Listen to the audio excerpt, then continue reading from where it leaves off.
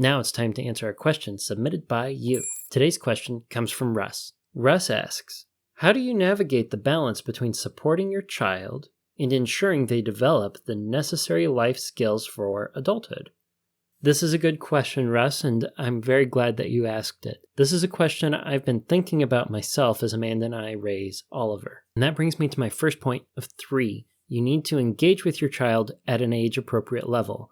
As your child gets older, the amount of support that they need in general, not just financial, but the amount of support that you'll be giving them will become less and less and less. Early on, you're going to be supporting them for everything. They're going to be completely dependent on you. As they grow older and become more independent, though, you need to give them the room to grow with that and also start peeling back some of the support that you give them so that they can branch out. I talked a little bit about this in episode 21 of the HopeFilled Financial Podcast when I went through an article that was written by The Hill. In that article, it was explained that a lot of millennials are receiving a great deal of financial support from their parents, especially when it came to paying for rent. However, the majority of those who were receiving financial support from their parents said that they didn't need it. They just weren't going to engage with ending the financial support because, well, they didn't want to talk about it and they hadn't been told no yet. They wanted to be independent. It was something that they desired.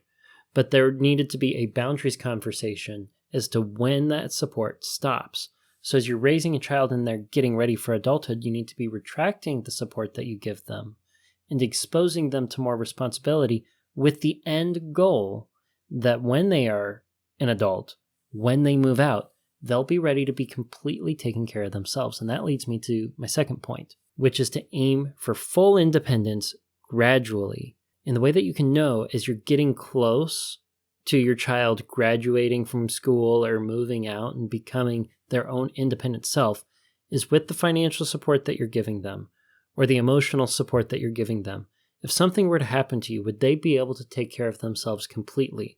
Or would they need to go through a cycle of pain because without your support, they're going to have a hard time making ends meet, or they're going to have a hard time functioning as an independent adult. In the last few years, as you're leading up to letting them go, you need to ask yourself, are they genuinely dependent on me? And is the relationship that I have with my child one that is fostered on a mutual choice to love each other as you're getting closer to the end of their childhood? Or is it a relationship where you're trying to foster an environment where they are dependent on you in order to perpetuate the relationship and avoid change? Remember point 1, as your child gets older, their needs are going to change and you need to feel the freedom to change with them. You need to change the way that you support them as they get older. And at some point, there's really only one way to manage this situation, and that is to maintain healthy, constant communication in the way of financial boundaries. In other words, communicate expectations clearly. If you're raising a child who is, say, 16, and you have this expectation that they're going to move out at 18, well, you need to let them know, hey, I expect that by the time you hit 18, you're going to be a fully independent adult. You should have your driver's license. You should have a job. You should be maintaining a budget.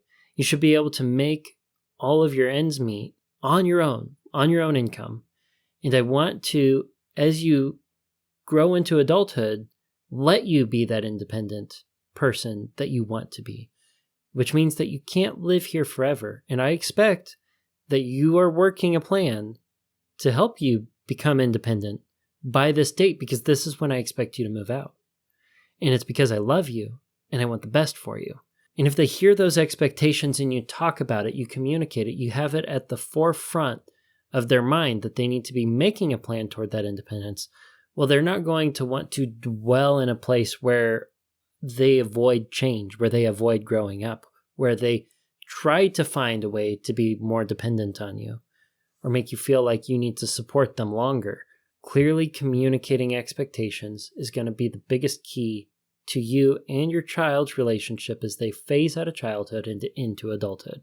Russ, I hope that answers your question.